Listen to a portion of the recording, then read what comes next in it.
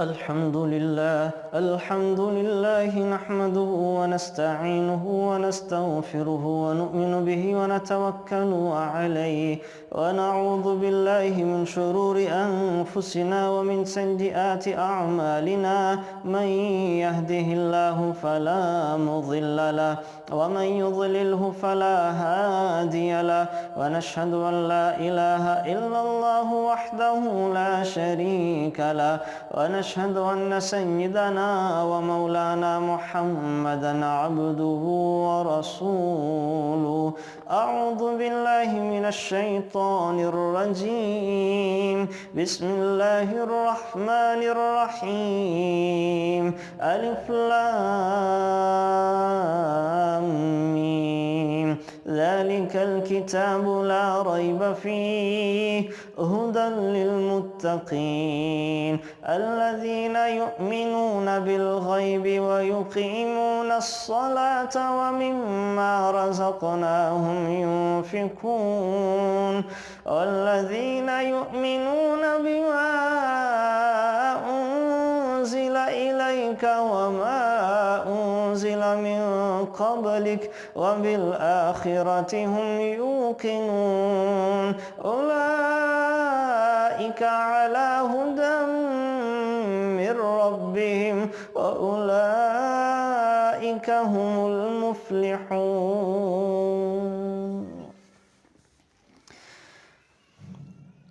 کل آپ کے سامنے میں نے اللہ تعالیٰ نے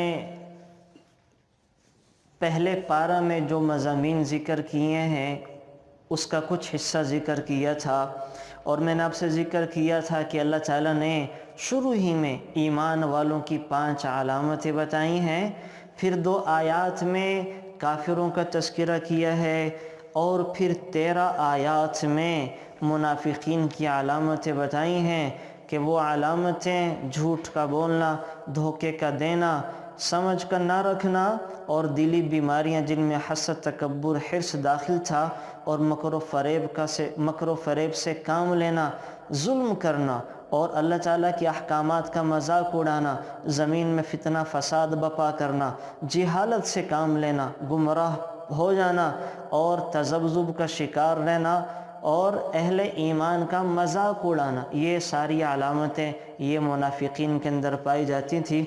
پھر میں نے آپ لوگوں کو ذکر کیا تھا کہ اللہ تعالیٰ کی لاڈلی قوم اور لاڈلے بندے وہ یہود تھے.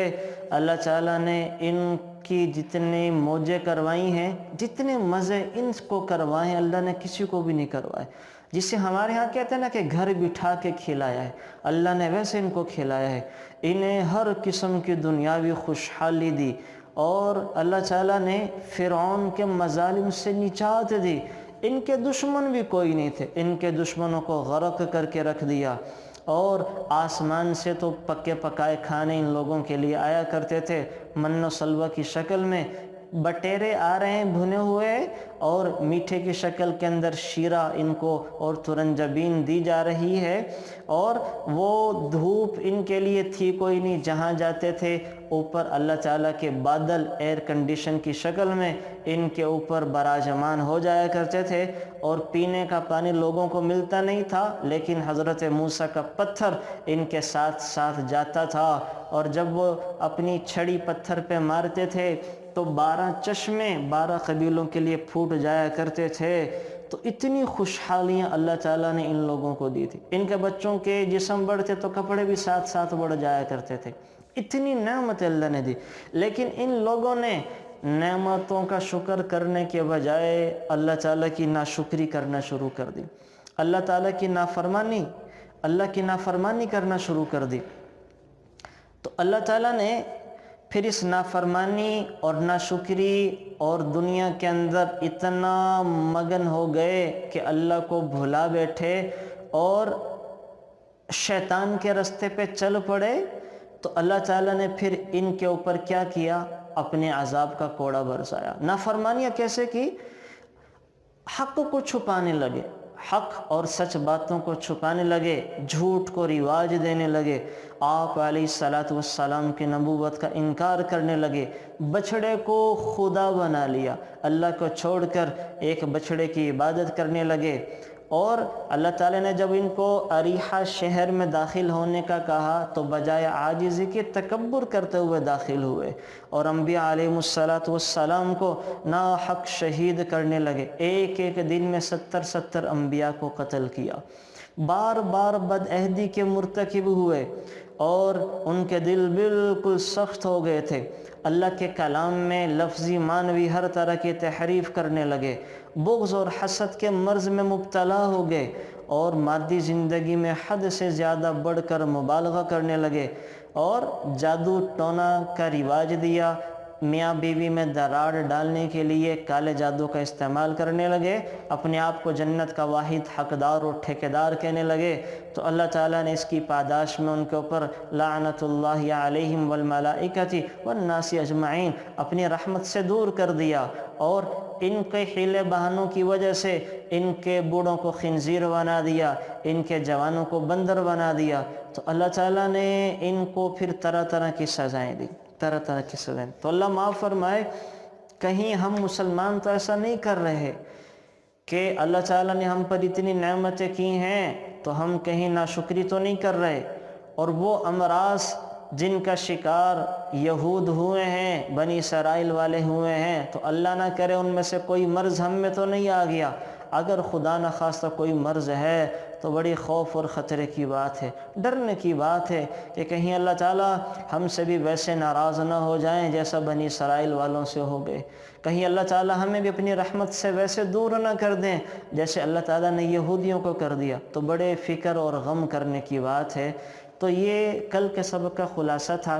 آج میں آپ کے سامنے ایمان والوں کی علامتیں ذکر کروں گا، جو اللہ تعالیٰ نے 5 علامتیں الف لام میم ذالک الکتاب لا ریب فیہ ھدی للمتقین اور ان آیات میں ذکر کی ہیں۔ اس سے پہلے میں آپ کو سورہ بقرہ کے فضائل بتا دیتا ہوں۔ سورہ بقرہ کے فضائل کیا کیا فضیلتیں آئی ہیں، تو سورہ بقرہ کے بہت سارے فضائل احادیث مبارکہ میں آئے ہیں۔ 5 فضیلتیں میں آپ سے ذکر کر دیتا ہوں جو آپ علیہ السلام نے ذکر کی ہیں، 5 فضیلتیں۔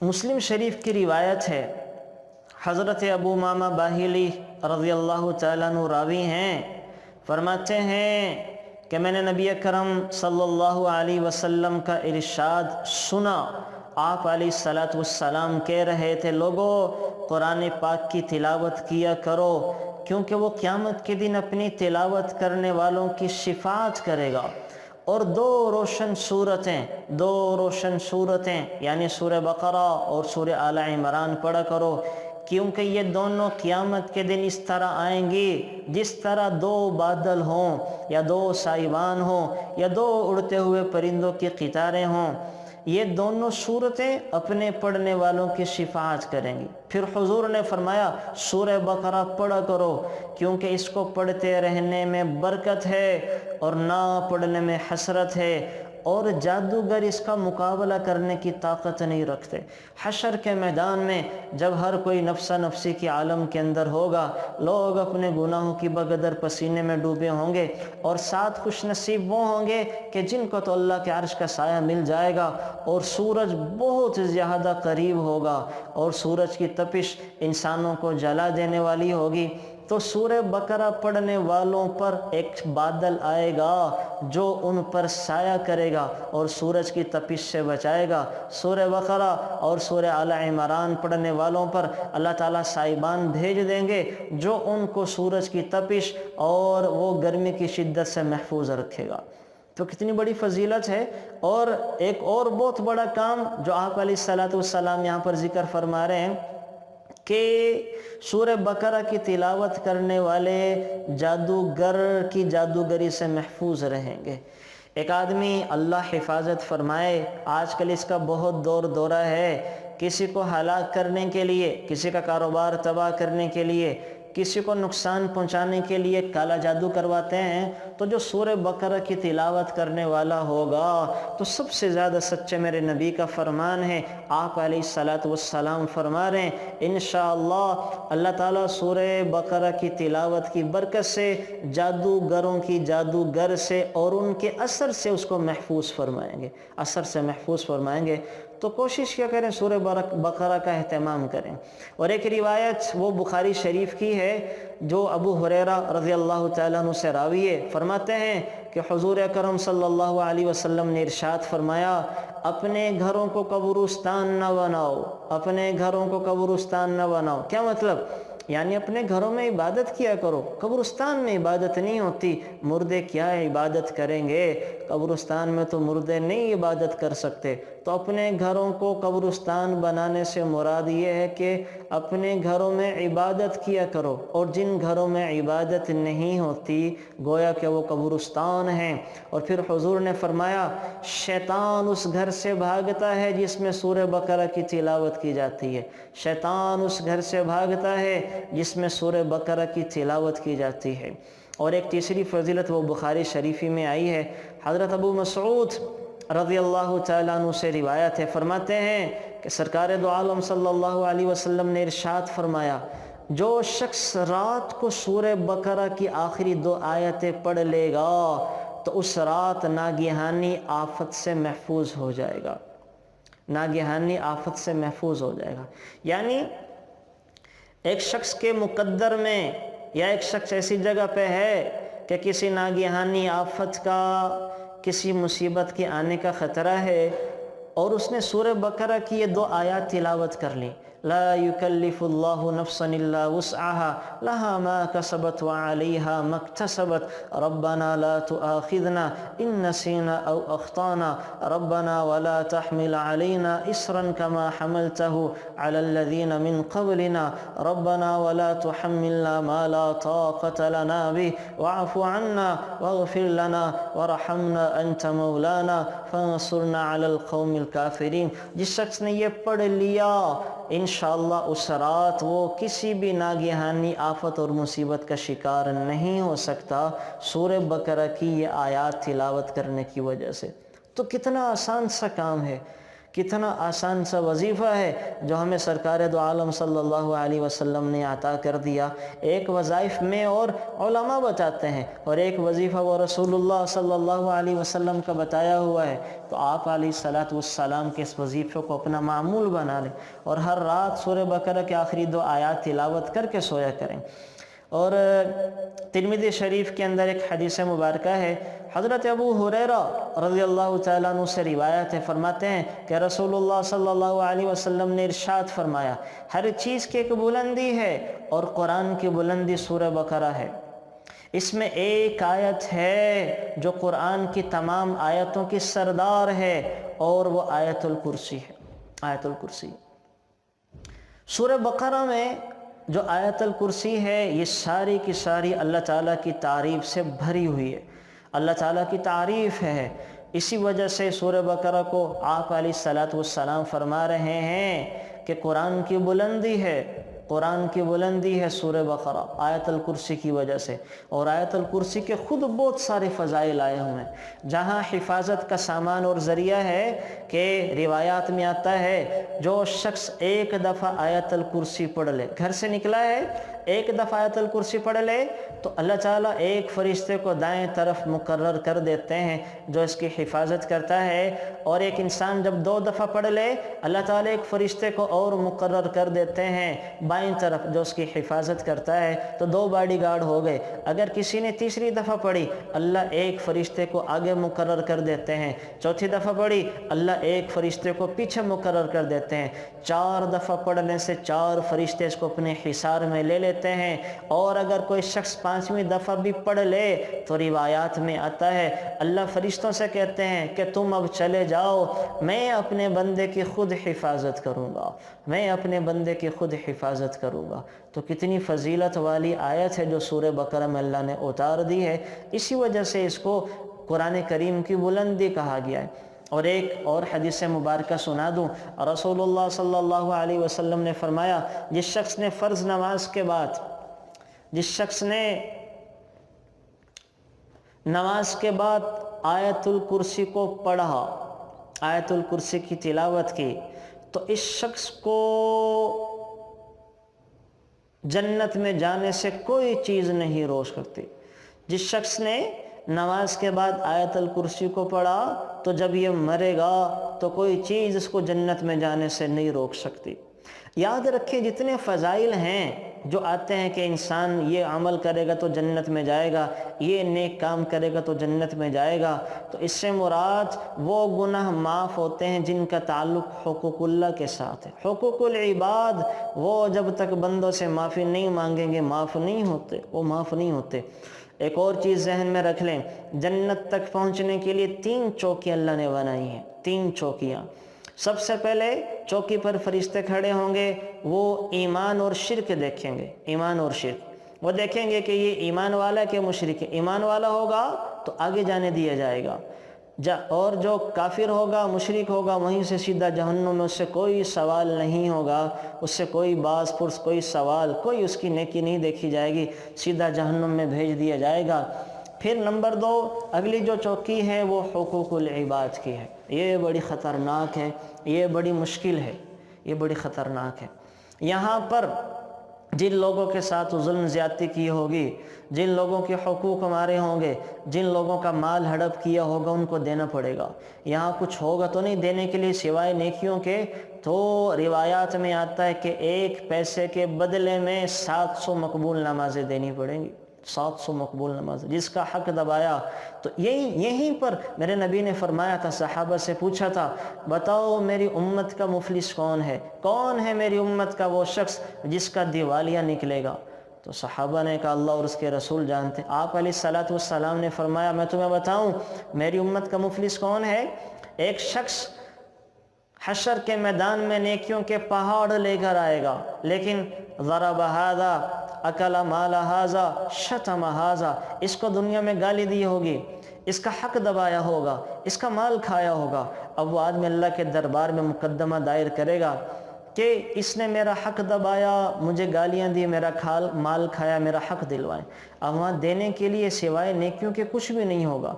तो ये जो दुनिया के अंदर लोगों पर जुल्म ज़्यादती करता था और नेकोकार था, नेकियां भी करता था, लोगों का हक भी खा जाता था, नेकियां भी करता था, लोगों का माल भी खा जाता था, नेकियां भी करता था, लोगों पर जुल्म ज़्यादती के पहाड़ भी तोड़ता था, रुसवा भी करता था। और वो जो दूसरा मजलूम होगा वो नेकियां भी नहीं करता था और जुल्म ज़्यादती भी बर्दाश्त करता था, लोगों की ताने बातें गालियाँ भी सुनता था, लोगों से धोखा भी खा जाता था।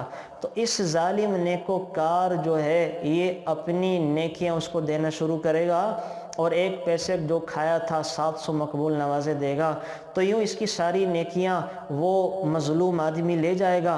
अभी उस मज़लूम आदमी का हिसाब किताब चुकता नहीं होगा, वो कहेगा या अल्लाह भी मेरे और इसके ज़िम्मे हिसाब किताब बाकी है, अब इसके नेके भी ख़त्म। तो अल्लाह ताला उस मज़लूम आदमी के जो गुनाह थे वो इस नेकोकार जालिम के कांधे पर डाल देगा। यूँ वो शख्स जो नेकियों के पहाड़ लेकर आया था, अपने बंदों पे, अपने जैसे इंसानों पर जुल्म ज़्यादती करने की वजह से उसके सारे गुनाह इसके कांधे पर डाल दिए जाएंगे और अपनी नेकियां जो लेकर आया था दूसरे को दे देगा, दूसरे के गुनाह इसके कांधे पर आ जाएंगे। यूँ ये जो बज़ाहिर जन्नती था जहन्नम में चला जाएगा और वो बज़ाहिर अमल ना करने वाला लेकिन था मज़लूम, बज़ाहिर जहन्नमी था, इस आदमी की जालिम की नेकियां लेकर जन्नत में चला जाएगा। तो मेरे नबी फरमा रहे ये है वो शख्स जो मुफलिस हो जाएगा, जिसका सही वाला दिवालिया निकलेगा। तो अल्लाह ना करे हम में से कोई ऐसा हो ते नेकियां कर रहे हो लेकिन दूसरों के लिए अच्छे काम कर रहे हो और साथ लोगों के साथ जुल्म ज़्यादती भी कर रहे हो, तो ये अच्छे काम हम दूसरों के लिए कर रहे हैं, अपने लिए नहीं कर रहे। तो खुदारा ये चौकी बड़ी ख़तरनाक है। तो नेकियों से, फ़ज़ाइल से जो हम जिक्र करते हैं उससे हुकूकुल्लाह माफ़ होते हैं, हुकूकुल इबाद नहीं। हुकूकुल इबाद तो जब तक बंदों से माफ़ ना करवा ले माफ़ नहीं होते हैं, माफ़ नहीं होते हैं। तो इससे अगली चौकी जो है वो हुकूकुल्लाह की है, वहाँ नमाज़ें रोज़ा सब चीज़ें देखी जाएंगी। तो जो हुकूकुल इबाद वाली चौकी से निकल गया, اللہ تعالیٰ کی ذات سے امید ہے کہ انشاءاللہ اللہ اپنے فضل سے جنت میں داخل فرما دیں گے۔ حقوق اللہ تو کوئی بھی اللہ کا حق ادا کر ہی نہیں سکتا، وہاں اللہ کے فضل سے سب جنت میں جائیں گے۔ معاملہ دوسری چوکی کا ہے، تو دوسری چوکی بڑی خطرناک ہے، اس سے گزرنے کے لیے ہمیں اپنے معاملات کو صاف رکھنا پڑے گا۔ تو یہ میں ذکر کر رہا تھا کہ یہ ہے چوکی جس سے گزرنا ضرور ہے، اور سارے فضائل جو ہیں اس سے حقوق اللہ معاف ہوتے ہیں، حقوق العباد بندوں کے معاف کیے بغیر معاف نہیں ہوتے۔ اور سورہ بقرہ کی ایک 5ویں فضیلت جو ہے وہ شعب الایمان کے اندر ذکر ہے۔ حضرت سہل بن سعد رضی اللہ تعالیٰ عنہ سے روایت فرماتے ہیں کہ رسول اللہ صلی اللہ علیہ وسلم نے ارشاد فرمایا، جس نے دن کے وقت اپنے گھر میں سورہ بقرہ کی تلاوت کی تو 3 دن تک شیطان اس کے گھر کے قریب نہیں آ سکتا، اور جس نے رات کے وقت اپنے گھر میں سورہ بقرہ کی تلاوت کی تو 3 راتوں تک شیطان اس کے گھر میں داخل نہیں ہو سکتا۔ تو ہم دن میں کریں یا رات میں 3 دن 3 راتوں تک شیطان کی چھٹی کروا سکتے ہیں، اور جب ظاہر شیطان کی چھٹی ہو گئی تو انشاءاللہ ہمارا گھر امن کا گہوارہ بن جائے گا، اللہ ہمارے گھروں میں سکون پیدا فرمائیں گے۔ تو یہ سورہ بقرہ کے فضائل تھے۔ باقی میں اب آپ کے سامنے ایمان والوں کی جو علامتیں وہ ذکر کر دیتا ہوں، جو اللہ تعالیٰ نے ایمان والوں کی علامتیں ذکر کی ہیں، اور اللہ تعالیٰ الف لام میم سے اس کی ابتدا کر رہے ہیں۔ الف لام میم،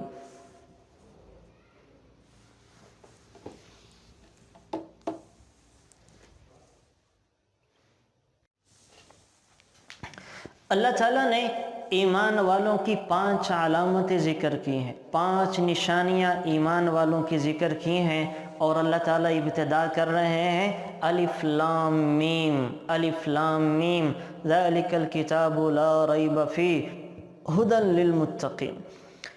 الف لام میم حامیم عین سین قاف کاف ہا یا عین صاد الف لام را الف لام میم را۔ یہ 29 صورتیں ہیں جو حروف مقطعات، جن کو کاٹ کاٹ کے توڑ کے پڑھا جاتا ہے، ایک ایک حرف بنا کے جن کو پڑھا جاتا ہے، تو انہیں حروف مقطعات کہا جاتا ہے۔ تو ان سے اللہ تعالیٰ 29 صورتیں شروع کر رہے ہیں۔ قرآن کریم کو بھی اس سے شروع کیا، کیوں؟ یہ عربوں کو چیلنج دینا تھا، عربوں کو چیلنج دینا تھا۔ آپ دیکھیں کسی کو متاثر کرنے کے لیے اس سے زیادہ طاقت، دولت، عزت، اس سے زیادہ علم ہونا چاہیے، تب کوئی متاثر ہوتا ہے۔ آپ عورتیں ہیں نا، مثال دے کے سمجھاتا ہوں، آپ میں سے کسی نے 1 تولہ زیور پہنا ہوا ہے اور کسی نے 10 تولہ پہنا ہوا ہے، تو 1 تولہ والی 10 تولے والے سے متاثر ہوگی۔ وہ خاتون جس نے 10 تولے پہنا ہوا ہے وہ 1 تولے والے سے متاثر نہیں ہوگی، نہیں ہو سکتی۔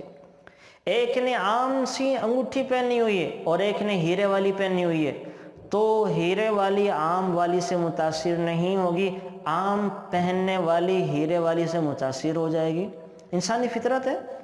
ایک نے 5,000 کا سوٹ پہنا، ایک نے 50,000 کا، تو 50,000 والا 5,000 والے کے سوٹ سے متاثر نہیں ہوگا، ہاں 5,000 والا 50,000 والے کے سوٹ سے متاثر ہو جائے گا۔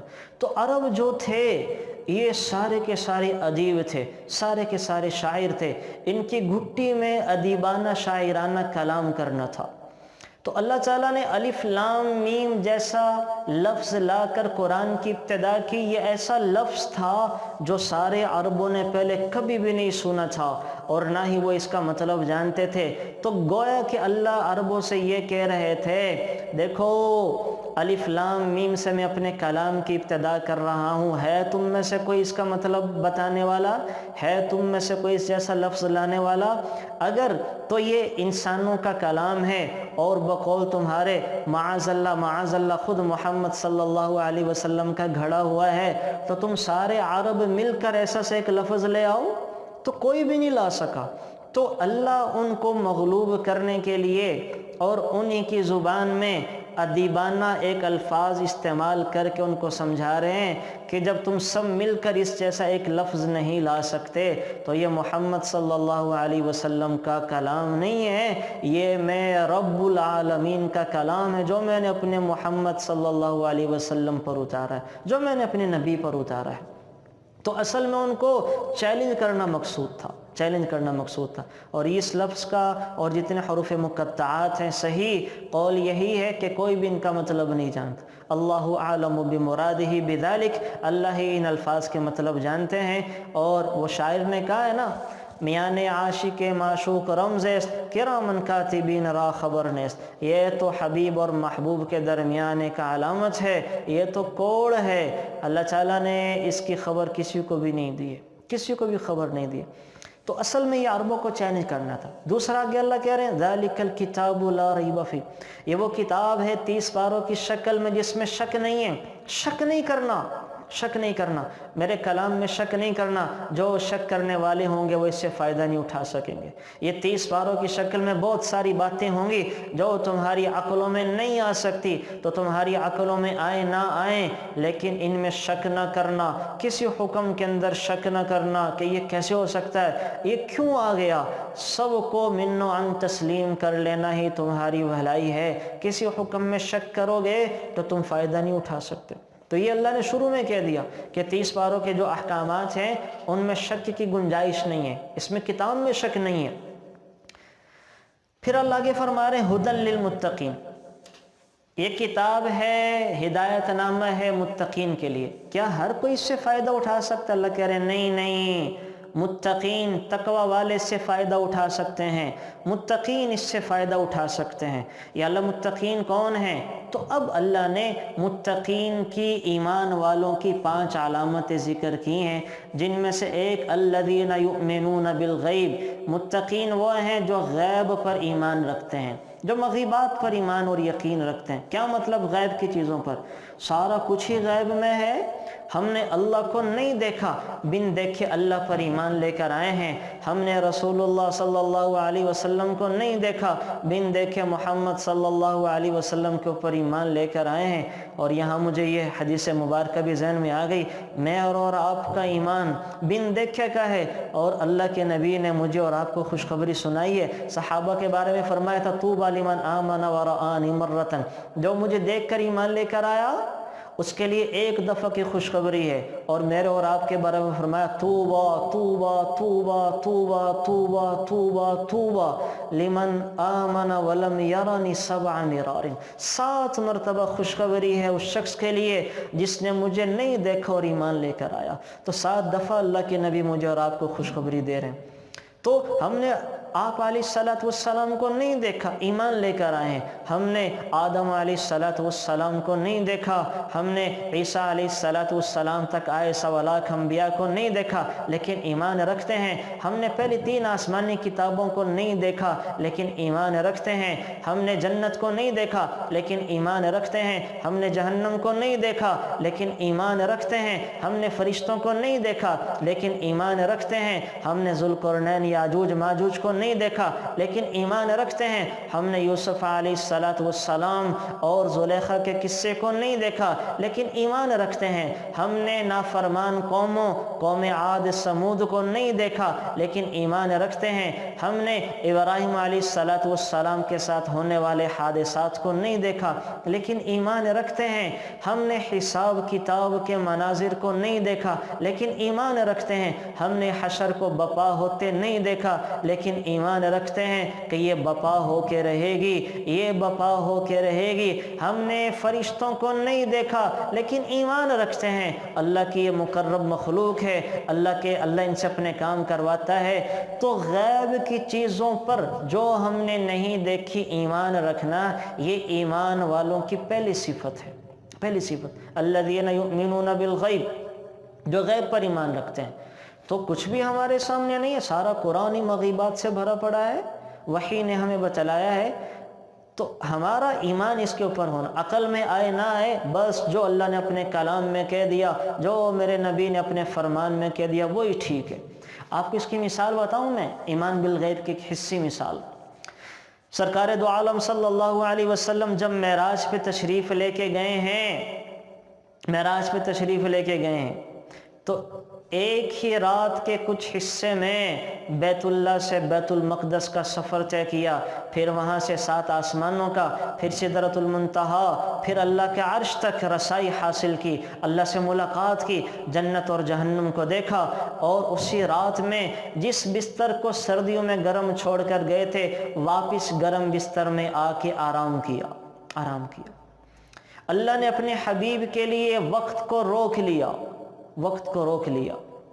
یہ جو کروڑوں اربوں کھربوں سال کا فاصلہ تھا، یہ اللہ تعالیٰ نے لمحہ بھر میں کروا دیا، وقت کی رفتار کو اپنے حبیب کے لیے روک لیا۔ آئنسٹائن تھا نا، آئنسٹائن جب یہ مرنے لگا تو کسی نے اس سے کہا کہ آپ جیسا قابل آدمی بھی مر رہا ہے۔ آئنسٹائن کہنے لگا کہ وقت کو روک لو، میں موت سے بچ جاؤں گا۔ تو کہنے والا کہنے لگا وقت کو تو نہیں روک سکتے۔ تو آئنسٹائن نے کہا پھر میری موت سے بھی مجھے کوئی نہیں روک سکتا۔ ایک ہستی ہیں جن کے لیے اللہ نے وقت کو روک لیا، اور وہ محمد صلی اللہ علیہ وسلم کی ذات اقدس ہے کہ جن کے لیے وقت کو روک لیا۔ اب آپ علیہ السلام نے حضرت خدیجہ سے سارا واقعہ ذکر کیا کہ خدیجہ، میں رات کے کچھ حصہ میں بیت المقدس، 7 آسمان، اللہ کے عرش، جنت جہنم کی سیر کر کے واپس آ گیا ہوں، اور میں لوگوں کو جا کے ذکر کرنا چاہتا ہوں۔ تو حضرت خدیجہ نے کہا لوگوں سے ذکر نہ کریں، آپ کی بات کا یقین کوئی نہیں کرے گا، کوئی آپ کی بات نہیں مانے گا۔ آپ علیہ السلام نے کہا نہیں، مجھے لوگوں کو یہ سب بتانا ہے۔ حرم میں تشریف لائے، جب آپ علیہ السلام نے یہ قصہ سنانا شروع کیا کہ میں یہاں براق سے بیت المقدس، پھر 7 آسمان، اللہ کا عرش، اللہ، جنت جہنم، اسی دوران ایک آدمی بھاگا ابو بکر کے پاس گیا اور دل میں خوش ہو رہا ہے کہ آج معاذ اللہ ابو بکر صدیق اور محمد صلی اللہ علیہ وسلم کی دوستی کا آخری دن ہے، آج میں محمد کا جھوٹ معاذ اللہ ابو بکر کے سامنے پیش کروں گا، آج ابو بکر اپنے یار کو چھوڑ دیں گے۔ تو خوش ہو رہا ہے کہ کتنی عجیب بات جو عقل میں نہیں آ سکتی، کیسی بات ہے یہ محمد صلی اللہ علیہ وسلم کر۔ ابھی بھاگا گیا، ابو بکر صدیق کو جا کے کہنے لگا تمہاری کیا رائے اس شخص کے بارے میں جو یہ دعویٰ کرے کہ میں ایک ہی رات میں بیت المقدس، 7 آسمان، اللہ کا عرش، جنت جہنم، پھر واپس بھی آ گیا، بستر کو جس طرح گرم چھوڑ کر گیا تھا ویسے ہی آ گیا، تمہاری کیا رائے ہے؟ اب خوش ہو رہا ہے کہ ابو بکر کہیں گے کہ جھوٹا ہے، مکار، فریبی ہے، اور آج ابو بکر صدیق اور محمد صلی اللہ علیہ وسلم کا دوستانہ ختم ہو جائے گا۔ لیکن ابو بکر نے سوال ہی بدل دیا، پوچھا کہ کہنے والا کون ہے؟ جواب دیا کہ تمہارا دوست محمد صلی اللہ علیہ وسلم۔ کہا اللہ اور اس کے نبی نے سچ کہا، صدق اللہ و رسول، اللہ اور اس کے نبی نے سچ کہا۔ اگر محمد صلی اللہ علیہ وسلم یہ کہہ رہے ہیں تو انہوں نے سچ کہا، اور یہ سب کچھ ہوا ہوگا۔ وہاں پھر آپ کا لقب پڑا صدیق، کہ ہر چیز میں تصدیق کرنے والے۔ یہ ہے ایمان بالغیب، کہ بن دیکھے ابو بکر صدیق آپ علیہ السلام کی ہر بات کی تصدیق کر رہے ہیں، بن دیکھے ہر بات کے اوپر ایمان اور یقین رکھتے ہیں۔ تو میرا اور آپ کا بھی ایمان ایسا ہونا چاہیے، ہر وہ چیز جو اللہ نے اپنے کلام میں، میرے نبی نے اپنے فرمان میں کہہ دیا، اس کے اوپر بن دیکھے ایمان اور یقین لے کر آئیں۔ تو یہ پہلی علامت ہے متقین کی اور ایمان والوں کی۔ نمبر 2 علامت جو ہے وہ ہے نماز کا ادا کرنا، نماز کو ادا کرنا، نماز کا پڑھنا، ہر حالت میں نماز کا ادا کرنا۔ اب آپ حیران ہوں گے کہ ایک ہے نماز ہم پڑھتے ہیں اور ایک ہے نماز کو ادا کرنے کا حکم ہے۔ نماز کو ادا کرنا کیا مطلب ہے؟ کہ کوئی بھی حالت ہو، خوشی کی ہو، غمی کی ہو، کوئی بھی کیفیت پیدا ہو جائے، انسان صحیح ہے، بیمار ہے، گھر کے اندر ہے، باہر ہے، اپنے ملک میں ہے، پردیس ملک میں چلا گیا، اپنوں میں ہے، پرایوں میں ہے، کسی حالت کے اندر بھی نماز کو نہ چھوڑنا، یہ کہلاتا ہے نماز کو ادا کرنا۔ اب آپ نماز کے بارے میں کچھ چیزیں ذکر کر دیتا ہوں۔ اللہ تعالیٰ نے توحید کے بعد سب سے پہلا حکم جو دیا ہے ہمیں وہ نماز کا ہے۔ توحید کے بعد سب سے پہلا حکم اللہ تعالیٰ نے ہمیں نماز کا دیا ہے، اور نماز کے بارے میں اللہ تعالیٰ نے جتنی آیات اتاری ہیں وہ بہت زیادہ ہیں۔ اشارتاً کی صراحتاً 108 مرتبہ کہا نماز پڑھو، اقیم الصلاۃ، اقیمنا الصلاۃ، مردوں سے بھی کہہ رہے ہیں، عورتوں سے بھی کہہ رہے ہیں کہ نماز پڑھو، نماز نہ چھوڑنا، نماز پڑھو، نماز نہ چھوڑنا۔ اور کنایتاً اشارتاً تقریباً 700 مرتبہ سے زیادہ اللہ تعالیٰ نے نماز کا حکم دیا۔ بڑے کا تو ایک دفعہ کہہ دینا کافی ہوتا ہے، اللہ ایک دفعہ بھی کہہ دیتے کافی تھا، لیکن اللہ تعالیٰ نے ہمیں 700 مرتبہ تک وہ بار بار کہا ہے۔ کیوں؟ نماز کی اہمیت کی وجہ سے، نماز کی اہمیت کی وجہ سے اللہ تعالیٰ نے ہمیں بار بار کہا ہے۔ پھر نماز، اللہ نے ہمیں نماز جو عبادت دی ہے یہ ہر مخلوق کی عبادت اس کے اندر کر دی۔ نماز اصل میں ہر امت والوں کو دی گئی تھی، آدم علیہ السلام سے لے کر حضرت عیسیٰ تک ہر امت والوں کو اللہ نے نماز دی، لیکن نماز میں فرق تھا۔ ان لوگوں کی جو نماز تھی وہ 2 رکعت فجر کی ہوا کرتی تھی، 2 رکعت عصر کی ہوا کرتی تھی۔ اچھا، وہ کچھ پڑھتے بھی نہیں تھے، بس ہاتھ باندھ کر کھڑے ہو جاتے تھے، ہاتھ باندھ کر، جیسے ایک غلام اپنے آقا کے سامنے ہاتھ باندھ کے کھڑا ہو جاتا ہے، یہ ایسے ہاتھ باندھ کر کھڑے ہو جاتے تھے، کچھ پڑھنا پڑھانا نہیں ہوتا تھا۔ لیکن قربان جائیں، اللہ تعالیٰ نے کل کائنات کو جتنی عبادت کے پہلو دیے ہیں وہ سارے کے سارے ہمیں نماز میں دے دیے، وہ ساری کی ساری چیزیں ہمیں نماز کے اندر دے دی، اور ہمیں نماز کا حکم دے دیا۔ نماز کے اندر وہ کیا؟ دیکھیں، اللہ تعالیٰ نے فرشتوں کو عبادت دی ہے، ان کی تسبیح و تحلیل، تو اللہ تعالیٰ نے ہمیں نماز میں فرشتوں کی عبادت بھی دے دی۔ سبحان ربی العظیم، سبحان ربی الاعلیٰ، استغفار بھی دے دیا، رب اجعلنی مقیم الصلاۃ ومن ذریتی ربنا وتقبل دعا، ربنا اغفر لی، اللہ اپنے گناہوں کی معافی چاہتے ہیں۔ اللہ تعالیٰ نے پرندوں کو دیا چہچہانا، یہ ان کی تسبیحات ہیں، نماز میں ہمیں تسبیحات بھی دے دی، ہمیں یہی تسبیحات نماز کے اندر پڑھنے کا، سبحان ربی العظیم، سبحان ربی الاعلیٰ، ربنا ولک الحمد، سمیع اللہ لمن حمدہ، تو پرندوں کی عبادت بھی ہمیں نماز میں دے دی۔ اللہ تعالیٰ نے پہاڑوں کو دیا یہ قعدہ کرنا، بیٹھنا، سارے کے سارے پہاڑ یہ قعدہ کی عبادت میں ہیں۔ اللہ تعالیٰ نے ہمیں نماز میں پہاڑوں کی عبادت بھی قعدہ کے شکل میں دے دی۔ ہمیں 4 رکعتوں والی نماز میں 2 دفعہ قعدہ کرنا پڑتا ہے، اور 2 رکعت والی نماز میں 1 دفعہ قعدہ کرنا پڑتا ہے۔ قعدہ بولتے ہیں تحیات کے اندر بیٹھنا، تو ہمیں اللہ نے پہاڑوں کی عبادت بھی دے دی۔ درختوں کی عبادت کیا ہے؟ درخت یہ رکوع کے اندر ہیں، سارے درخت رکوع کے اندر ہیں، تو اللہ تعالیٰ نے ہمیں درختوں کی عبادت بھی دے دی۔ اور جو ہے وہ قیام، یہ چوپاہوں کی عبادت قیام ہے، جتنے 4 پاؤں والے ہیں یہ کھڑے رہتے ہیں، یہ قیام کسی شکل میں ہے، تو اللہ تعالیٰ نے ہمیں سارے جانوروں کی عبادت بھی دے دی قیام کی شکل میں۔ اور جو حشرات الارض ہیں، کیڑے مکوڑے ہیں، ان کو اللہ تعالیٰ نے سجدے کی کیفیت میں پیدا کیا ہے، یہ جب سے پیدا ہوتے ہیں اپنے مرنے تک سر بسجود رہتے ہیں، زمین پر رینگتے رہتے ہیں، یہ سجدے کی سی کیفیت ہے ان کی، تو اللہ تعالیٰ نے ہمیں ان کی عبادت بھی سجدے کے شکل میں دے دی۔ تو کل کائنات کو اللہ نے جو جو عبادتیں، وہ آسمان کی مخلوق ہو، وہ سمندروں کی مخلوق ہو، وہ جنگل کی مخلوق ہو، وہ ہوا میں رہنے والے جنات ہوں، ہر ایک کو عبادت کا ایک ایک پہلو دیا ہے، لیکن اللہ تعالیٰ نے حضرت محمد صلی اللہ علیہ وسلم کی امت والوں کو ساری عبادتوں کو نماز کے اندر جمع کر دیا۔ اس وجہ سے کہا جاتا ہے کہ نماز اتنی جامع عبادت ہے، اتنی جامع عبادت ہے۔ پھر نماز کو اللہ تعالیٰ نے جس شان کے ساتھ اس کا حکم دیا ہے، کسی حکم کو نہیں اتارا۔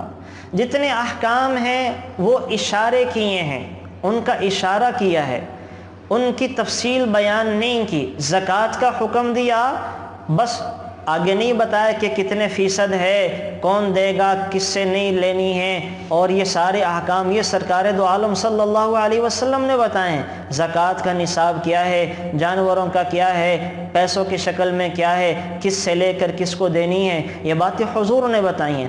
حج ہے، حج کا حکم دے دیا، حج کا طریقہ کوئی نہیں بتایا۔ جہاد ہے، اس کا حکم دیا، طریقے کوئی نہیں بتائے ہیں۔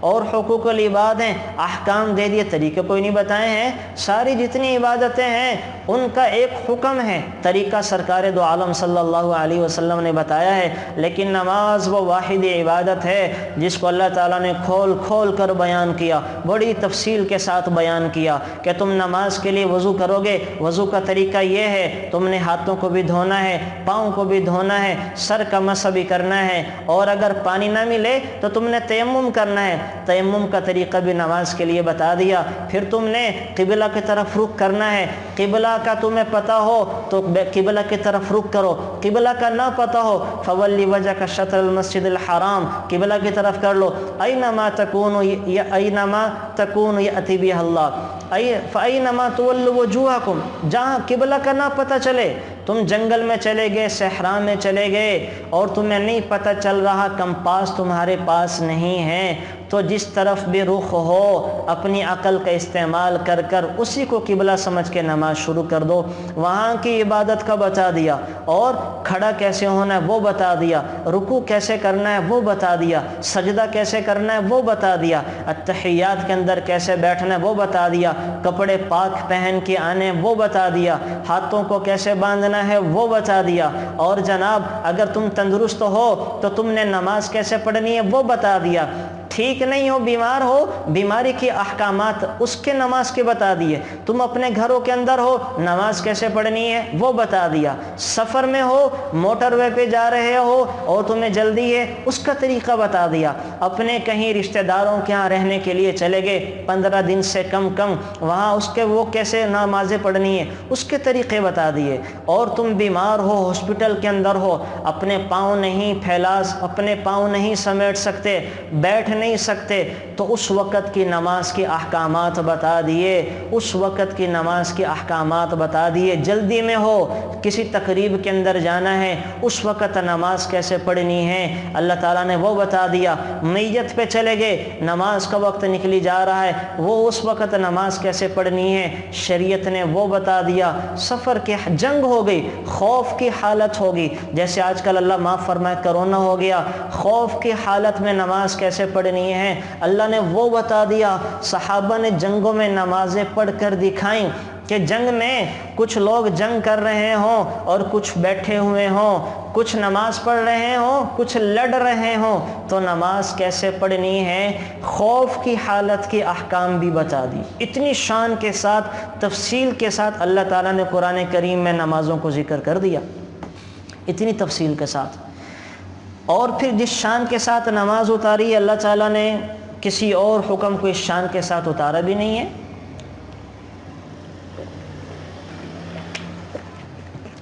باقی ہر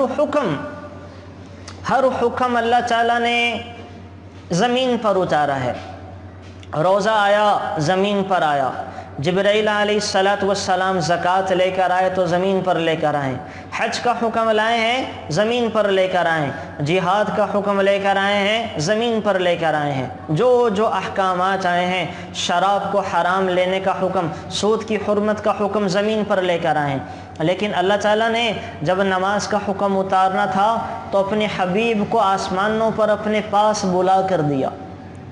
اگر اللہ تعالیٰ کے پاس نماز سے بڑھ کر کوئی چیز ہوتی، اللہ تعالیٰ کے خزانوں میں نماز سے بڑھ کر کوئی تحفہ ہوتا تو اللہ تعالیٰ وہ عطا کرتے۔ آپ علیہ السلام کو اس موقع پر سب سے بڑا تحفہ دینا مقصود تھا۔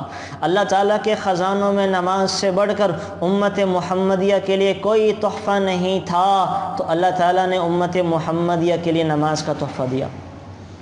آپ علیہ السلام جب معراج پہ جانے لگے، میں سارا معراج کا واقعہ نہیں بتانا چاہتا، نہ وہ مقصد ہے، قصہ مختصر، جب عرش پہ گئے ہیں تو اللہ تعالیٰ پوچھ رہے ہیں میرے حبیب کیا لے کر آئے ہیں، تو آپ علیہ السلام نے فرمایا التحیات للہ والصلوات والطیبات، یا اللہ جتنی عبادتوں کی قسمیں ہیں سب تیرے لیے ہیں، میری فزیکلی عبادتیں تیرے لیے ہیں، میری فائنانشلی عبادتیں تیرے لیے ہیں، میری وربلی عبادتیں تیرے لیے ہیں، میری مالی قولی فعلی ہر قسم کی عبادتیں تیرے لیے ہیں۔ اللہ تعالیٰ خوش ہوئے، کہا السلام علیک ایھا النبی ورحمۃ اللہ وبرکاتہ، اے میرے نبی جی پھر آپ پر میری طرف سے سلامتی ہے اور رحمتیں ہوں۔ اب اللہ تعالیٰ نے اپنے حبیب پر رحمت بھی بھیج دی، سلامتی بھی بھیج دی، لیکن قربان جائیں آپ علیہ الصلاۃ والسلام پر، اس موقع پر بھی آپ علیہ الصلاۃ والسلام مجھے اور آپ کو نہیں بھولے۔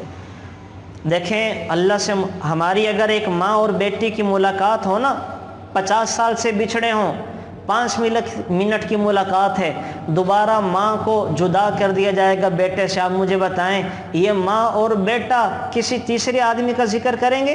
بالکل نہیں کریں گے۔ یہ تو ایک ملاقات ہے تھوڑی دیر کی، کس کی؟ اللہ کی اور اللہ کے حبیب کی۔ یہاں دونوں کو اپنی باتیں کرنی چاہیے تھی، یہاں آپ علیہ الصلاۃ والسلام کو امت والوں کا ذکر اور یاد کیسے آ سکتا تھا؟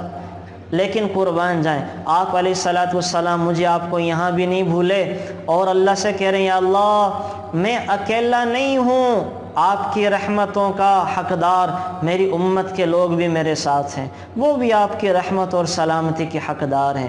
تو آپ علیہ الصلاۃ والسلام نے یہ جملہ ایڈ کروا لیا، بڑھوا دیا، کیا؟ السلام علینا وعلی عباد اللہ الصالحین، یا اللہ میری امت کے نیکوکاروں پر بھی آپ کی سلامتی ہو۔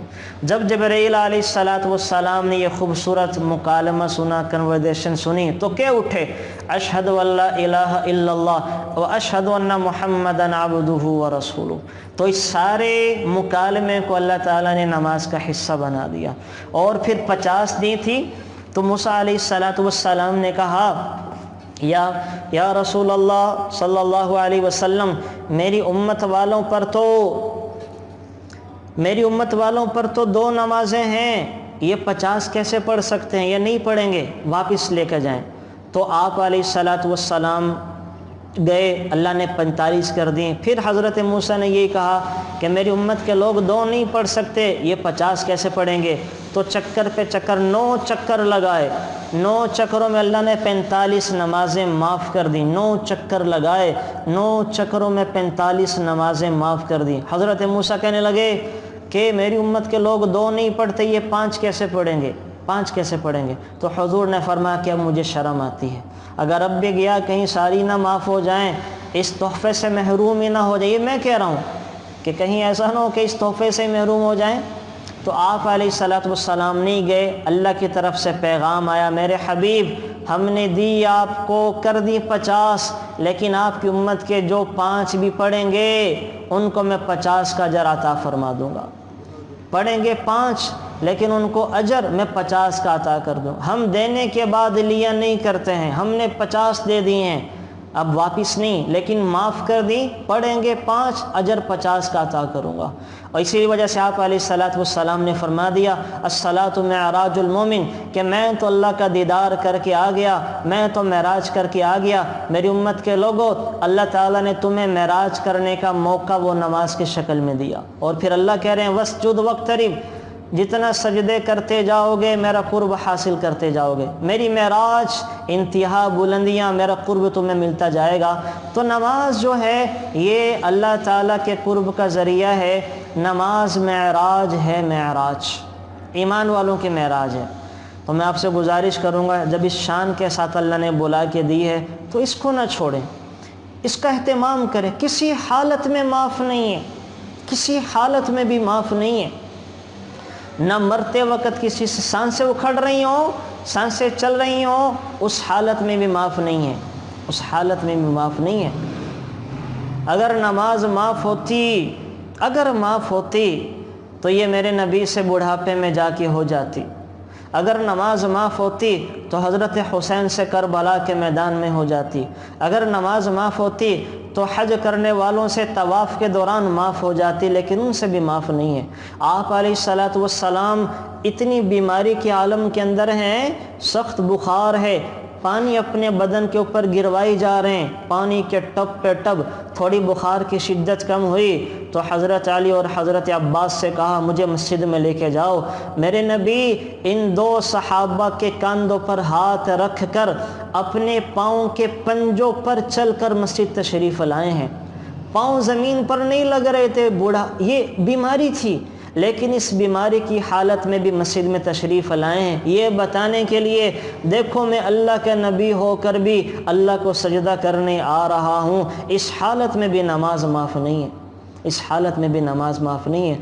حضرت عمر کو خنجر لگ گیا فجر کی نماز میں، اور خنجر اتنا شدت کا کہ پیٹ چیر کے رکھ دیا، لیکن اس حالت میں بھی نماز نہیں چھوڑی، نماز کو پورا کیا، نماز کو پورا کیا۔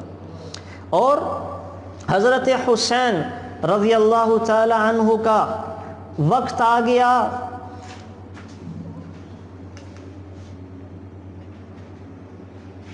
حضرت حسین رضی اللہ تعالی عنہ حالت جنگ میں ہیں، اور خاندان کے لوگ شہید ہونا، کچھ لوگ شہید ہو چکے ہیں۔ نماز کا وقت آیا، نماز کے وقت پیغام بھیجا شمر کے ہاں کہ ہم نے نماز ادا کرنی ہے، نماز ادا کرنے دو، نماز ادا کرنے دو۔ تو پیغام آیا کہ نماز نہیں پڑھنے دیں گے، پڑھو گے تو اسی حالت میں تمہیں قتل کر دیا جائے گا۔ تو حضرت حسین رضی اللہ تعالیٰ عنہ نے کچھ لوگوں کر ڈھال دے کر آگے بھیجا، اور باری باری پیچھے نماز پڑھی ہے، ہمیں اور آپ کو یہ پیغام دیا کہ دیکھو میں نے کربلا کے میدان میں جہاں شاید وضو کرنے کے لیے پانی نہیں تھا، اور اپنے خون سے وضو کر کے یا کربلا کی مٹی سے تیمم کر کے انہوں نے وضو کیا ہوگا، اس حالت میں بھی نماز ادا کر رہے ہیں۔ ہمیں پیغام دے رہے ہیں کہ ہم نے اتنے خوف کی عالم کے اندر بھی نماز پڑھنا نہیں چھوڑی۔ تو میری امت کے لوگوں، تم اپنی خوشی کے عالم میں بھی نماز چھوڑ دیتے ہو، اپنے عام حالات میں بھی نماز چھوڑ دیتے ہو، تو کسی حالت میں نماز معاف نہیں ہے۔ معاف ہوتی تو حضرت حسین سے ہو سکتی تھی، معاف ہوتی تو حج کرنے والوں سے حج کے دوران ہو جاتی۔ طواف کتنی بڑی عبادت ہے، لیکن اذان ہوتے ہی طواف روک دیا جاتا ہے اور نماز پڑھنا شروع کر دی جاتی ہے، نماز شروع کر دی جاتی ہے۔ تو میں آپ سے گزارش کروں گا نماز نہ چھوڑیں۔ نماز نہ پڑھنے کے اوپر بڑی وعیدیں ہیں، بہت ساری چیزیں ہیں، یہ اگر ہم ساری باتیں کریں گے تو بات بڑھ جائے گی۔ انشاءاللہ ہم نماز کے اوپر پھر الگ سے ورک شاپ رکھیں گے۔ تقریباً 1 مہینہ مجھے لگ گیا تھا نماز کے متعلق وہ بیان کرتے کرتے، روزانہ بیان، بہت ساری چیزیں، فلسفہ نماز ہے، نماز کی حکمتیں ہیں، اس کے طریقہ کار ہے، نہ پڑھنے والوں کا وبال ہے، نماز سے ملتا کیا، بہت ساری چیزیں۔ انشاءاللہ ہم پھر آہستہ آہستہ یہاں پہ ہر اتوار کو آپ لوگوں کے مشورے سے ایک دن طے کر کے مختلف ورک شاپس رکھا کریں گے، جس میں ہر چیز کو بڑی تفصیل کے ساتھ اس کے ہر پہلو کو انشاءاللہ بیان کیا جائے گا۔ مختصراً چیزیں میں ذکر کر رہا ہوں۔ تو نماز ہے، نماز کا آ گیا، نماز نہ چھوڑیں، کسی حالت میں نہ چھوڑیں۔ تقریب میں کہیں جا رہے ہیں تو کوشش کریں وضو کر کر جائیں، وہیں جہاں موقع ملے وہاں پڑھ لیں، وہاں پڑھ لیں۔ خدا نہ خواستہ کہیں فوتگی پہ چلے گئے، نماز جنازہ میں شرکت کرنا فرض کفایہ ہے، فرض کفایہ ہے۔ ایک آدمی نے ساری زندگی نماز جنازہ نہیں پڑھی، کوئی گناہ کی بات نہیں ہے، لیکن اگر ایک شخص نے ایک نماز چھوڑ دی، ایک نماز چھوڑ دی، تو پھر اس کا متبادل کوئی نہیں ہے۔ میرے نبی نے فرمایا جس شخص نے نماز کو چھوڑ دیا، ایک تک پڑھا ہی نہیں، جس نے وقت پہ ادا نہیں کی، وقت پہ ادا نہیں کی، اور پھر آگے اگلی بات میں ذکر کر رہا ہوں مفہوم حدیث کا، کہ معافی بھی نہیں مانگی، توبہ بھی نہیں کی، وہ آدمی ایک نماز چھوڑنے کی وجہ سے 2,88,00,000 سال جہنم میں جلایا جائے گا۔ ایک نماز چھوڑنے کی وجہ سے 2,88,00,000 سال جہنم میں جلایا جائے گا۔ تو میں اور آپ کہاں یہ جہنم کی آگ برداشت کر سکتے ہیں؟ تو اس وجہ سے گزارش یہ ہے کہ نماز کا اہتمام کریں، نماز کو بالکل بھی نہ چھوڑیں، کسی حالت میں نہ چھوڑیں۔ اپنے بچوں کو گھروں میں نمازوں کا عادی بنائیں، خود اپنے گھر میں نماز کا ماحول پیدا کریں، نماز کو نہ چھوڑیں۔ انشاءاللہ اس کے اوپر پھر تفصیلی بات ہو جائے گی۔ نمبر 2 حکم ہے زکوٰۃ ادا کرنے کا۔ قرآن کریم میں جو حکم ہے زکوٰۃ ادا کرنے کا، دیکھیں اس کے بہت سارے پہلو ہیں۔ ایک آدمی کو اللہ نے مال دیا ہے، اگر وہ زکوٰۃ نہیں دے رہا، زکوٰۃ نہیں دے رہا، تو وہ بخیل والی کیٹیگری میں داخل ہو جاتا ہے۔ اور بخیل کے بارے میں آپ علیہ الصلاۃ والسلام فرما رہے ہیں بخیل آدمی اللہ سے بھی دور ہے، جنت سے بھی دور ہے، لوگوں سے بھی دور ہے، اور جہنم کے قریب ہے۔ بخیل آدمی اللہ سے بھی دور ہے، جنت سے بھی دور ہے، اور لوگوں سے بھی دور ہے اور جہنم کے قریب ہے، جہنم کے قریب ہے۔ جو آدمی، جو عورتیں اپنے مال زیورات کی زکوٰۃ ادا نہیں کرتی، اس پر انشاءاللہ پھر زکوٰۃ کے اس میں تفصیل سے میں ذکر کر دوں گا، لیکن آج آپ یہ بنیادی بات سمجھ لیں کہ زکوٰۃ ادا کرنا فرض عین ہے، مردوں پر بھی عورتوں پر بھی۔ اور عورتوں پر آپ سے میں مخاطب ہوں، عورتوں پر عام طور پر زکوٰۃ فرض ہو جاتی ہے، اور تقریباً ہر ہی عورت پر ہوتی ہے۔ ہر وہ عورت جس کے پاس آدھا تولہ سونا ہو اور 1500 یا 2000 روپے بھی ہوں تو اس پر بھی زکوٰۃ فرض ہو جاتی ہے۔ آدھا تولہ سونا بنتا تقریباً 55,000 کا، اور آج کل زکوٰۃ کا نصاب ہے 60,000۔ 55,000 یہ ہو گئے، اور 5-6 ہزار روپے اگر کسی عورت کے پاس پڑے ہوئے ہیں تو 60,000 پورے ہو گئے، تو اس کے اوپر بھی زکوٰۃ فرض ہو جاتی ہے۔ اور جس کے پاس 1 تولے سونا ہو تو اس کو تو زکوٰۃ دینی ہی پڑے گی۔ لیکن عورتیں یہ سمجھتی ہیں کہ 7.5 تولے سونا ہونا ضروری ہے، وہ الگ سے مسائل ہیں، وہ انشاءاللہ میں تفصیل سے ابھی جب شروع ہوگا رمضان یا کچھ دنوں میں تفصیل سے زکوٰۃ کے مسائل ذکر کر دوں گا۔ لیکن آپ آج یہ سمجھیں کہ زکوٰۃ ادا کرنا کتنا ضروری ہے۔ آگے وہ سخاوت کے درجے تو اور ہیں، اور درجے ہیں کہ صحابہ کرام کتنے سخی ہوا کرتے تھے، اور سخیوں کے بارے میں کتنے فضائل ہیں۔ سخی کے بارے میں اتنے فضائل ہیں کہ سخی کچھ بھی کر لے، دنیا کے اندر کچھ بھی کر لے، اللہ تعالیٰ سخی اگر ظالم نہ ہو، ظلم نہ کرتا ہو، اللہ تعالیٰ سخی کی پکڑ نہیں فرماتے دنیا کے اندر۔ آپ حیران ہوں گے، یہ جو سامری تھے نا، سامری جس نے لوگوں کو شرک پہ لگا دیا، بچھڑا بنایا اور لوگوں پر بچھڑے کی عبادت کے لیے مجبور کیا، اور جن 70,000 لوگوں نے شرک کیا تھا، اللہ تعالیٰ نے کہا کہ توبہ اس وقت قبول کروں گا جب یہ آپس میں ایک دوسرے کو قتل کر دیں گے۔ تو لوگوں نے ایک دوسرے کو قتل کرنا شروع کر دیا، قتل کرنا شروع کر دیا۔ تو موسیٰ علیہ السلام نے اللہ سے کہا، یا اللہ، اصل تو اس کا کرتا دھرتا، لوگوں کو گمراہ کرنے والا یہ سامری ہے، یہ کرتا دھرتا ہے، اس کو آپ قتل کرنے کا حکم نہیں دے رہے؟ تو وحی آئی کہ یہ سخی ہے، سخی، اور میں سخیوں کو دنیا میں نہیں پکڑا کرتا، اپنی موت آپ ہی مر جائے گا، اپنی موت آپ ہی مر جائے گا۔ اللہ سخیوں کو دنیا میں نہیں پکڑا کرتے۔ تو کتنے فضائل ہیں سخیوں کے، کتنے فضائل ہیں۔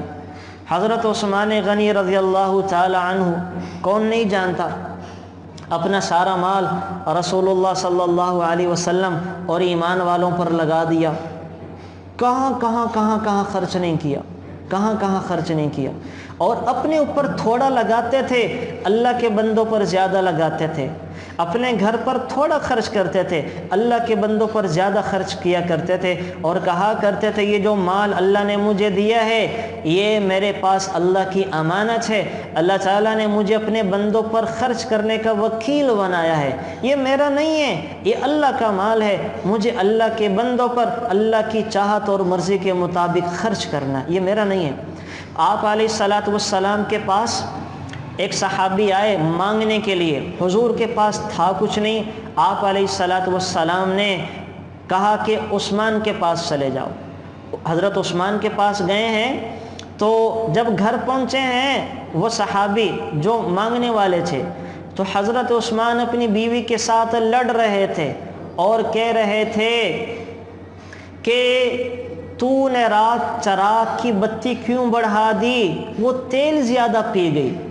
یعنی ان کی بیوی نے یہ کیا، رات بھولے سے چراغ کی جو بتی جس سے چراغ جلتا تھا وہ زیادہ لگا دی، جب وہ زیادہ لگی تو وہ جلتی رہی، تیل بھی سارا سڑ گیا۔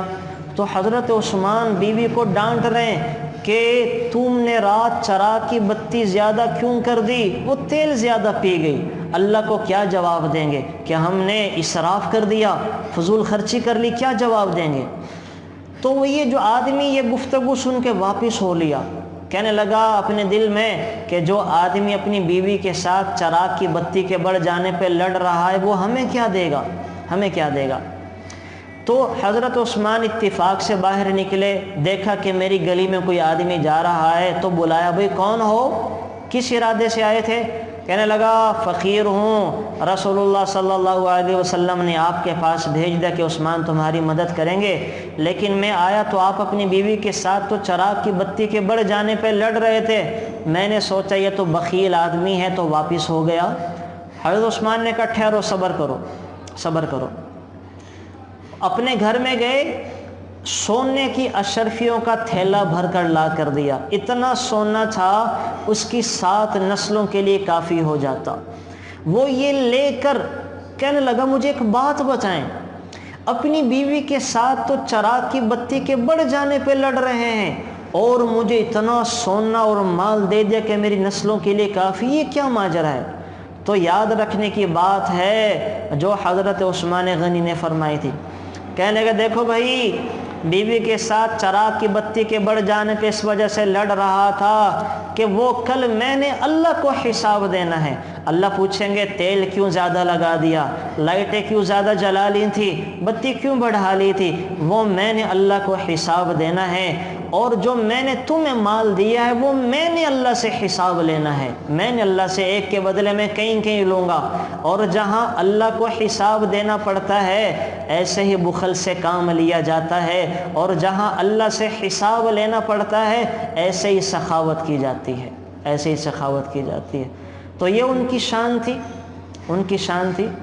حضرت عثمان غنی کا یہ واقعہ میرے ذہن میں آ گیا، مدینہ منورہ میں قحط پڑا، جیسے اب ہمارے ہاں قحط سالی کا عالم ہے، اللہ معاف فرمائے، لوگ جو ہیں جن کی نوکریاں چھوٹ گئی، جاب سے چلے گئے، کھانے تک کے مسائل ان کے ہاں گھروں میں پیدا ہو گئے، یہی عالم ایک دفعہ مدینہ منورہ میں ہوا، لوگوں کو کھانے پینے کے لالے پڑ گئے، تو حضرت عثمان غنی رضی اللہ تعالیٰ عنہ کا 100 اونٹوں کا قافلہ سامان سے لدا پھدایا، یعنی 100 ٹرک سامان کے آئے، آج کی زبان میں آپ کہہ لیں تو منڈی لگ گئی، اب چھوٹے موٹے دکاندار تاجر آ گئے، اور آ کر اب سودے بازی شروع ہوئی، تو 1 روپے کے بدلے میں 1 روپیہ کا نفع ایک آدمی نے کہا میں دوں گا، حضرت عثمان نے کہا نہیں یہ تھوڑا ہے، دوسرے نے کہا میں 1 کا مال 2 روپے میں خریدتا ہوں، حضرت عثمان نے کہا یہ بھی تھوڑا ہے، تیسرے نے کہا میں 3 روپے دے کے خریدتا ہوں 1 روپے کا مال، حضرت عثمان نے کہا یہ بھی تھوڑا، کرتے کرتے 5 روپے میں لوگ خریدنے کو تیار ہو گئے،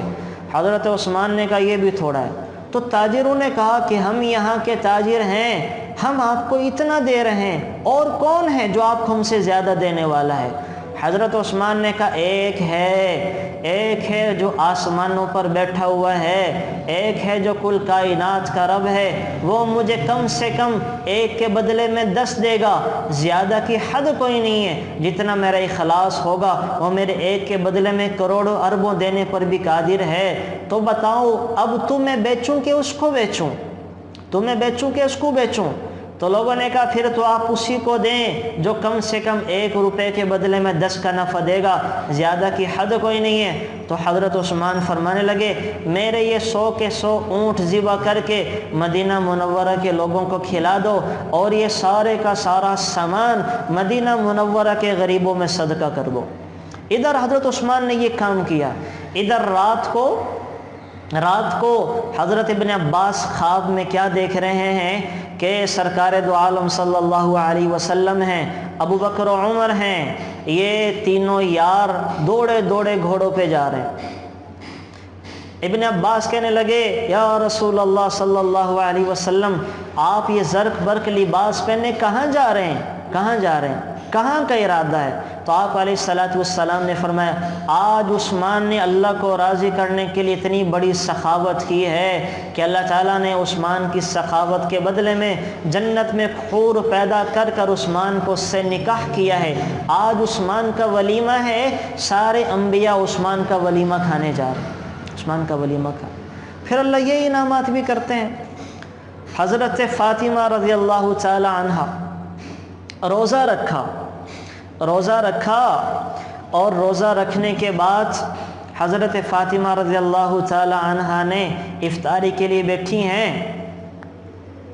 تو فقیر ایک روٹی، گھر میں آٹا کوئی نہیں تھا، حضرت علی کمائی کر کر لائیں تھوڑے سے پیسے، کھجوریں، ان کو بنایا، آٹا گوندا ہے تو روٹیاں بنی ہیں، ایک روٹی بنائی ہے جو کھانے کے لیے تھی، تو مسکین آ گیا، کہا مسکین ہوں، کچھ کھانے کو ہے؟ حضرت فاطمہ نے حضرت علی کو دیکھا، آنکھوں میں دونوں نے کہا کہ اس کو دے دو، مسکین کو دے دیا۔ صبح کھجوریں کھا کے پانی پی کے روزہ رکھ لیا، افطاری میں بھی کھجوریں کھا لی، پانی پی لیا، روٹی کوئی نہیں پیٹ میں گئی، سحری بھی ایسے کر لی۔ اگلے دن پھر کچھ پیسے لے کر آئے اور آٹا گوندھ کر روٹیاں بنائیں، تو آواز آئی کہ یتیم ہوں کچھ کھانے کو ملے گا؟ تو پھر دونوں میاں بیوی نے اشارہ کر کے آنکھوں میں دیکھ کر کہا اس کو دے دو، وہ روٹی اس کو دے دی۔ افطاری پانی اور کھجوروں کے ساتھ کر لی، تیسرا روزہ بھی کھجور اور پانی کے ساتھ رکھ لیا۔ تیسرے دن حضرت علی پھر کچھ کما کر لائے، روٹیاں بنائی تو دروازے پر آواز آئی قیدی ہوں، آزاد ہو گیا ہوں، بھوک ہے، کچھ کھانے کو ہے؟ تو وہ تیسری روٹی بھی جو بنائی تھی ان کو دے دی۔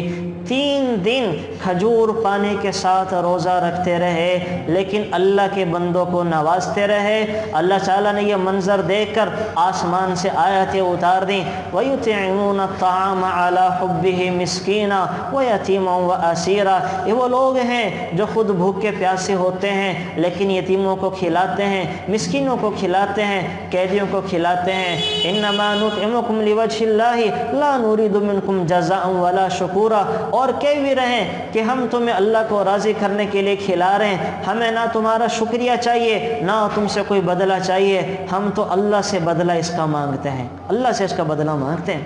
تو یہ سخاوت کا حال اور عالم تھا ان لوگوں کا، یہ سخاوت کا حال اور عالم تھا۔ حضرت فاطمہ رضی اللہ تعالی عنہا نے جس مشقت کے ساتھ زندگی گزاری ہے آپ حیران ہو جائیں گے۔ رسول اللہ صلی اللہ علیہ وسلم کو جب پتہ چلا میرے شہزادے رو رہے ہیں، بیمار ہیں، عمران بن حسین کے ساتھ گھر گئے اور حضرت فاطمہ سے کہہ رہے ہیں کہ فاطمہ میری بیٹی، عمران میرے ساتھ ہیں، پردہ کر لو۔ آواز ہے ابا جان، گھر میں پردہ کرنے کے لیے چادر کوئی نہیں ہے۔ اس جنت کی شہزادی آپ علیہ الصلوۃ والسلام کے لخت جگر کے پاس اتنے کپڑے نہیں تھے کہ اپنے سر پر دوپٹہ گھر میں کر لیتی، پردہ کر لیتی، اتنے کپڑے نہیں تھے۔ آپ علیہ الصلوۃ والسلام نے اپنی چادر کملی بھیجی، بیٹی پردہ کر لو۔ اندر عمران گئے ہیں، عمران بن حسین ساتھ ہیں، تو پوچھ رہے ہیں بیٹی کیا ہوا؟ بیماری ہے اور یہ میرے شہزادے کیوں رو رہے ہیں؟ کہنے لگی ابا جان کچھ پیٹ میں گیا ہی نہیں ہے تو دودھ کہاں سے آئے گا، اس وجہ سے یہ رو رہے ہیں، اور پہلے بھوک تھی، کھانے کو کچھ نہیں تھا، اب بیماری ہے، پینے کو بھی کچھ نہیں ہے۔ آپ علیہ الصلوۃ والسلام نے بیٹی کو گلے سے لگایا اور اپنی زبان مبارک حسن اور حسین کے منہ میں ڈال کے ان کا پیٹ بھرا ہے۔ یہ حال اور عالم تھا میرے نبی کے گھر کا، جو ساری دنیا کو بھر کے چلے گئے اور نواز کے چلے گئے، یہ عالم تھا۔ آپ علیہ الصلوۃ والسلام، بس یہ چیزیں میں ذکر نہیں کیا، بات اور طرف کو نکل پڑی، یہ انشاءاللہ پھر کبھی ذکر کریں گے کہ میرے نبی کیسے گزارتے تھے۔ اب کچھ میں واقعات ذکر کر دوں کہ آپ علیہ الصلوۃ والسلام کی ازواج مطہرات کس طرح وہ خرچ کیا کرتی تھیں اور کیا ان کا عالم اور حال تھا۔ حضرت خدیجہ رضی اللہ تعالی عنہ بڑی سخی اور خرچ کرنے والی تھی۔ آپ علیہ الصلوۃ والسلام کی جو والدہ تھیں حضرت حلیمہ سعدیہ رضائی والدہ ہیں، یہ آئی ہیں آپ علیہ الصلوۃ والسلام کے پاس، اے میرے بیٹے، میرے قبیلوں کے لوگ تو خشکحالی کا شکار ہیں، کوئی مدد کر دیجئے۔ تو آپ علیہ الصلوۃ والسلام کیا کرتے تھے، جب ان کے پاس نہیں ہوتا تھا تو کسی کے پاس بھیج دیا کرتے تھے۔ تو آپ علیہ الصلوۃ والسلام یہ مکہ مکرمہ پہنچے ہیں، حضرت خدیجہ سے ان کا نکاح بھی ہو چکا ہے، تو آپ علیہ الصلوۃ والسلام حضرت خدیجہ کے پاس ان کو لے کر گئے ہیں۔ تو حضرت خدیجہ رضی اللہ تعالی عنہ نے جب سنا کہ حلیمہ سعدیہ کے قبیلے کا یہ حال ہے تو اپنے ذاتی پیسوں میں سے 40 بکریاں دی اور سواری کے لیے اونٹ دیے اور ان اونٹوں کو سارا ساز و سامان سے بھر دیا کہ جاؤ اور اپنے خاندان والوں کے کام آؤ۔ حضرت عائشہ صدیقہ کا یہ حال اور عالم تھا سخاوت کا کہ اللہ کے راستے میں اتنا لوٹاتی کہ اگر ایک دن میں کروڑوں روپے بھی آ جاتے، تو سارے ایک دن میں خرچ کر دیا کرتی تھی، ایک دفعہ حضرت معاویہ نے 1,00,000 درہم بھیجے، 1,00,000 दिरहम बनते हैं कई करोड़ों अरबों के करीब, यानी 200 दिरहम 60,000 रुपये बनते हैं। 200 दिरहम हो चांदी के सिक्के, ये सऊदीया वाले या दुबई वाले दिरहम नहीं, चांदी का सिक्का, वो जो चांदी का निसाब है 200 दिरहम, आज के 60,000 रुपये, तो 1,00,000 दिरहम ये करोड़ों अरबों के करीब बने। इतने आए और मुट्ठियाँ भर भर के लोगों में तकसीम करना शुरू कर दिया। तो शाम को हज़रत आयशा की नौकरानी कह रही हैं कि जो उम्मे ज़ुर्रा थी कि आयशा सिद्दीक़ा आपका रोज़ा है, कुछ अपने लिए भी रख लेती ताकि आज रोज़ा की अच्छी चीज़ से इफ़्तार कर लेती, इफ़्तारी में कुछ अच्छा खा पी लेते, गोश्त ख़रीद के खा लेते। तो हज़रत आयशा ने कहा अरे अल्लाह की बंदी पहले क्यों नहीं बताया ताकि कुछ 1 दिरहम हम भी रख लेते। ये आलम था कि जो आता था अल्लाह के रास्ते में ख़र्च कर दिया करती थी, जानती थी कि अल्लाह इसको आखिरत के लिए जमा फरमा रहे हैं। बहरहाल बहुत सारे वाक़यात हैं जो उनकी सखावत के हैं, जो हमें तरग़ीब देते हैं, जो हमें बताते हैं कि अपनी ज़ात पे कम लगाना है, अपना बैंक बैलेंस आखिरत में जमा कर लेना है। याद रखें अल्लाह ने जन्नत चटियल मैदान बनाया है। इब्राहीम अलैहिस्सलाम ने कहा था ए मेरे नबी मोहम्मद सल्लल्लाहु अलैहि वसल्लम, आप ज़मीन पर जा रहे हैं, अपनी उम्मत वालों को मेरा पैगाम दे देना, जन्नत एक चटियल मैदान है, यहाँ पर अपने लिए बागात महल्लात तुमने खुद बनाने हैं। एक नेकी करोगे अल्लाह बागात बनाते महल्लात लगाते हैं, तो ये हमने खुद अपने लिए वहाँ सोसाइटियाँ बनानी है।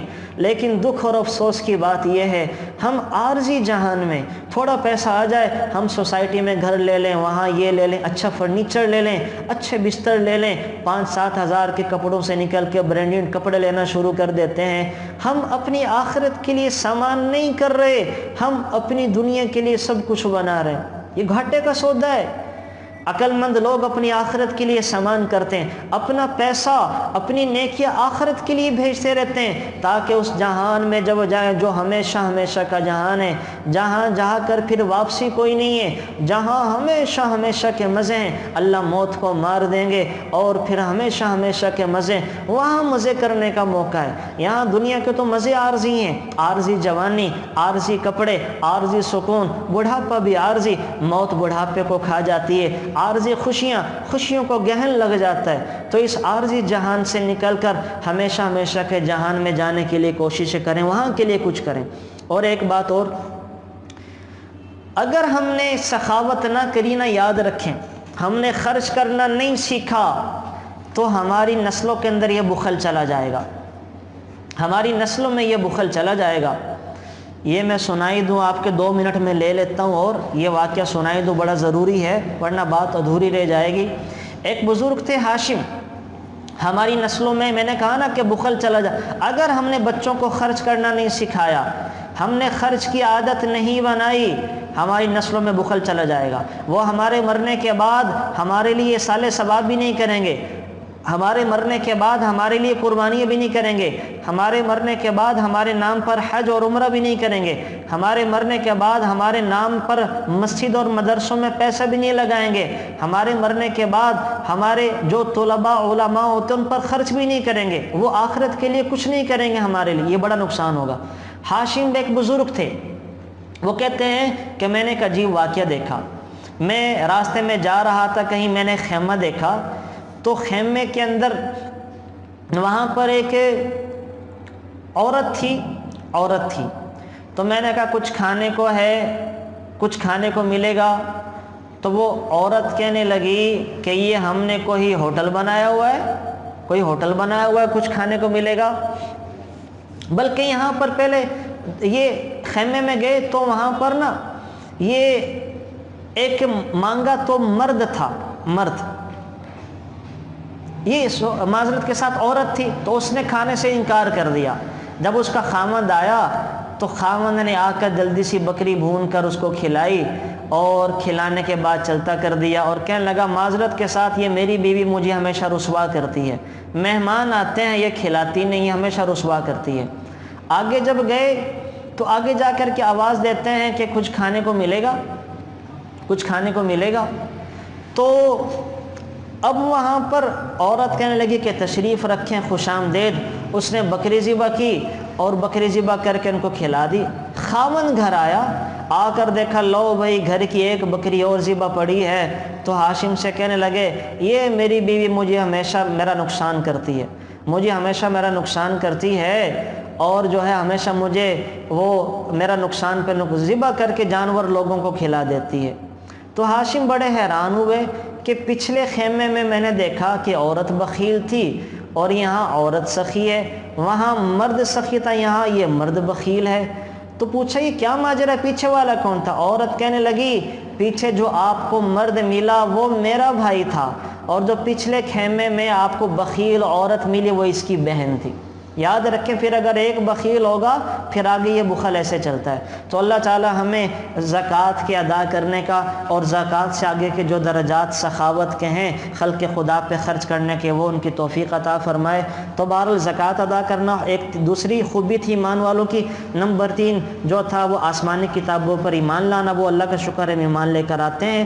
نمبر جو 4 تھا وہ یہ نمبر 5 آخرت کی تصدیق، ہم آخرت کے اوپر بھی یقین رکھتے ہیں کہ انشاءاللہ ہمیں مرنا ہے، مرنے کے بعد زندہ ہونا ہے، اللہ ہم سب کو دوبارہ اٹھائیں گے اور ہمارا حساب کتاب کریں گے۔ تو یہ آج اتنا ہی، زیادہ نہیں ہو سکا، بس انشاءاللہ اسی پر اکتفا کرتے ہیں اور تھوڑا سا منہ پڑھ لیتے ہیں۔ سوال ایک آیا ہوا میں آپ کو یہ بتا دوں کہ سورہ بقرہ اگر پڑھی نہ جائے تو تلاوت سن سکتے ہیں؟